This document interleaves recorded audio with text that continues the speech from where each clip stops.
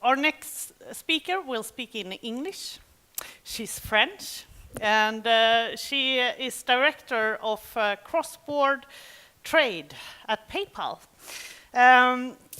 Sophie is actually the chair of the PayPal Diversity Board, and she works to foster an inclusive culture at PayPal that actually works to foster and scale a culture of innovation, which I find very, very interesting. She has been within finance and tech for 15 years and is a veteran within this area. So very warm welcome to you, Sophie.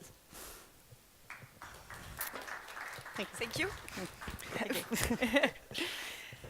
Hi, everyone. Can I ask how many of you sell abroad? Okay. And do you all have PayPal accounts as consumers and as retailers? Okay. So I'm going to talk today about the opportunities of selling internationally. We have done a research with Ipsos that we are doing for the second time.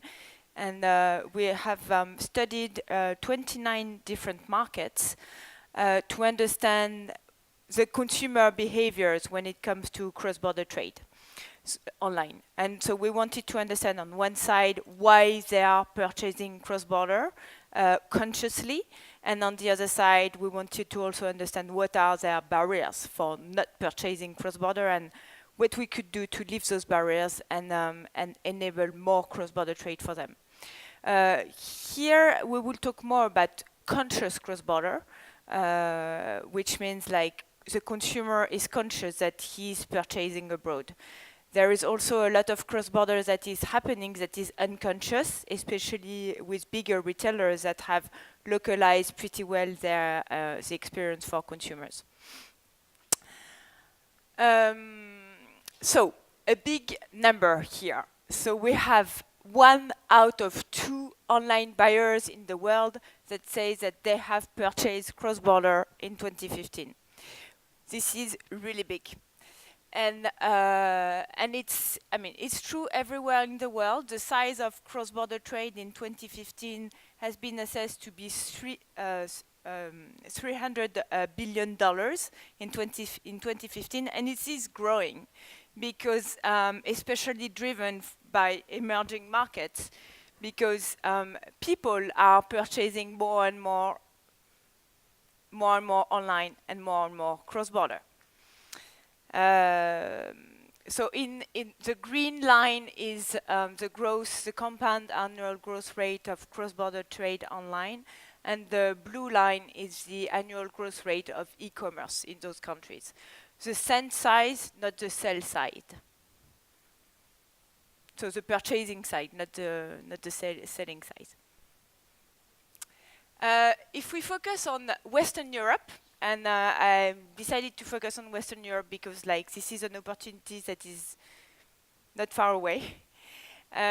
It's even more, a little bit more. So it's a little bit more than 1 out of 2 consumers that say that they have purchased consciously abroad. So it's also very different from one country to the other. Again, then we would look at them, but the reasons why people would purchase cross-border is because they are looking for something that they don't have in their home country. It's because they are looking for a better price, and then a third reason is also because they are sending a gift to a friend abroad, for example.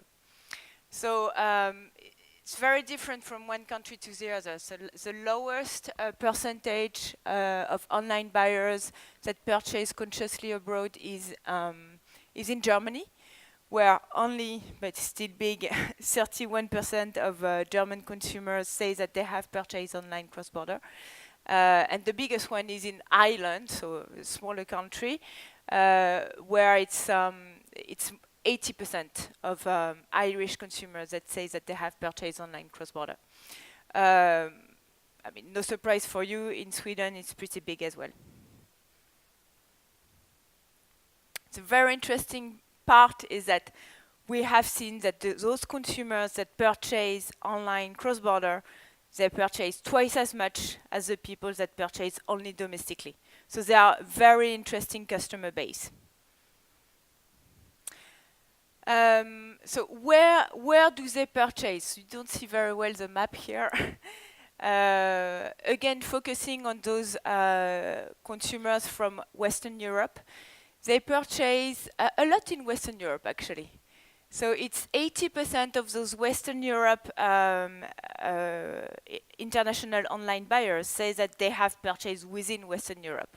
So looking at the top 10 destinations where they do purchase, you see that 7 of them are in Western Europe.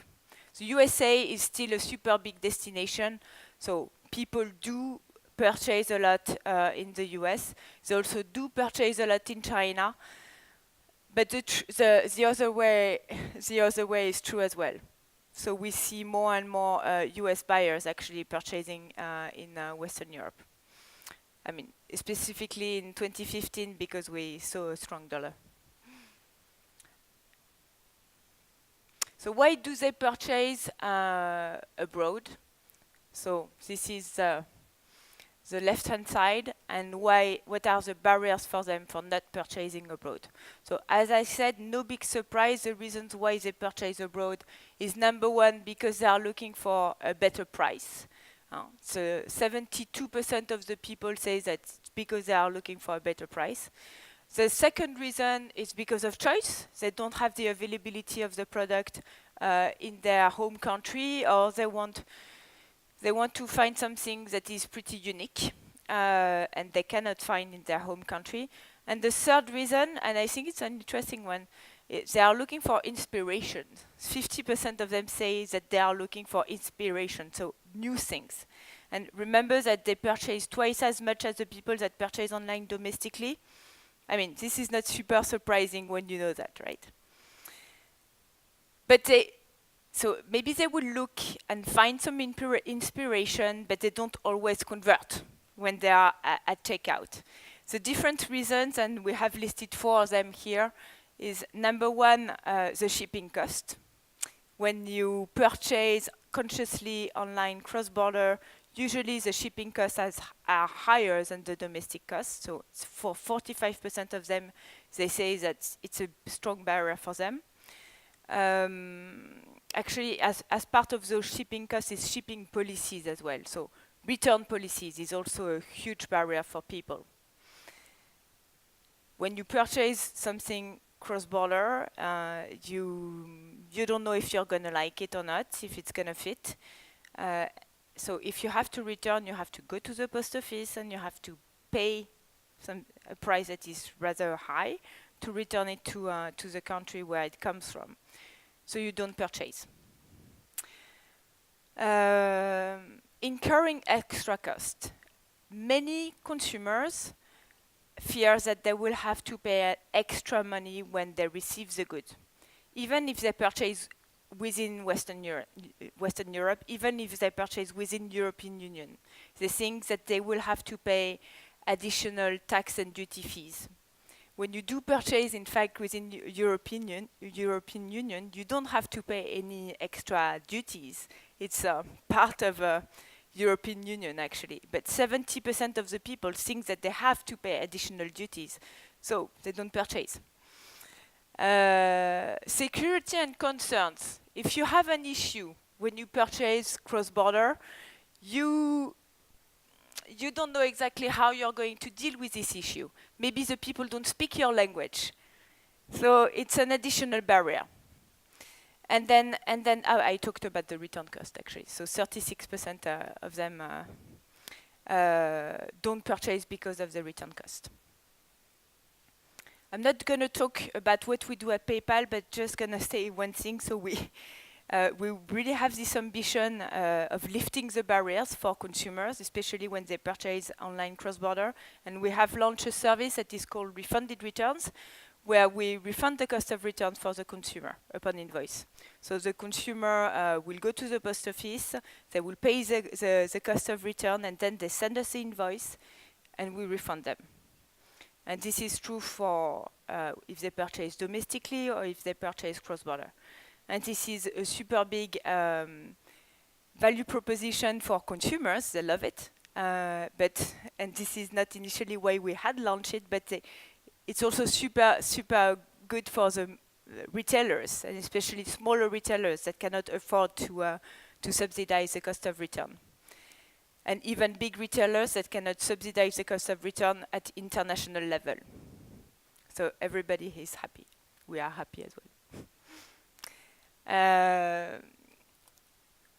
So mobile is, you know that, I mean, Scandinavia is really ahead in terms of mobile adoption.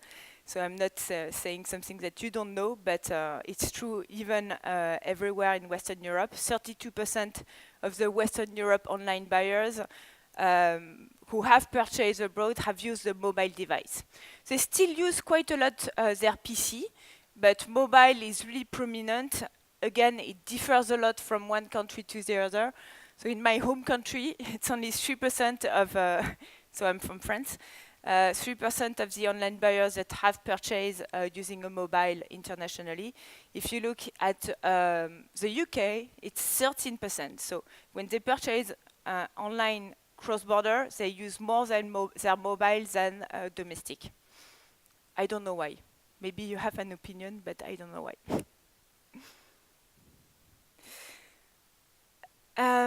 Something else that I wanted to share with you, and it might be linked with the fact that a reason for people to purchase online cross-border is to send a gift, or because they travel as well, to relatives that are abroad.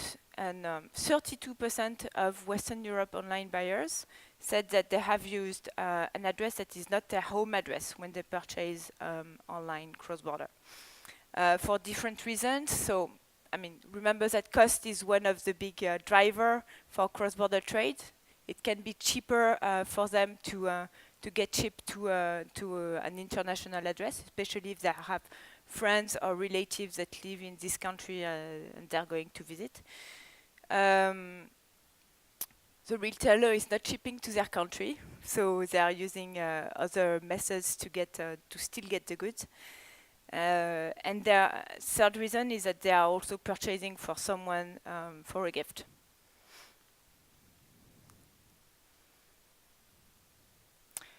Localization.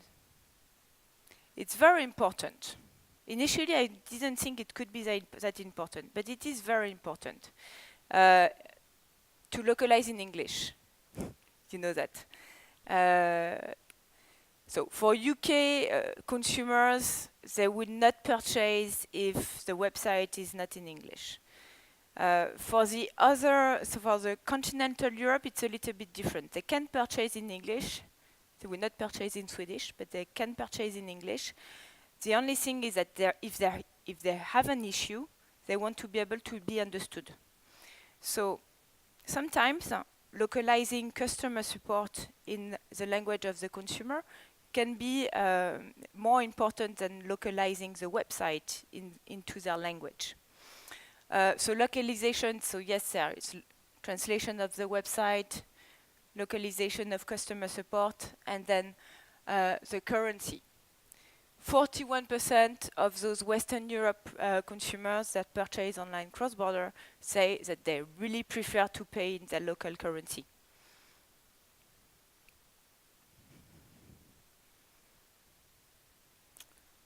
So, to reach those relays of growth and to satisfy those 54% of Western Europe online buyers that purchase online cross-border, I mean, more mobile is very important. They want to have the choice of different choices in terms of shippings, in terms of returns, etc. They want to be able to have the right shipping and return policies, so at the right cost as well, and rather easy. And localization of the language, of the currency, and of customer service. That's it for me. If you have some feedback or questions, or maybe, I mean, some of you do sell abroad cross-border already, so you might have a different approach or recognize some things that are true here. I mean, happy to take your questions. Thank you, Sophie. Oh, don't need that.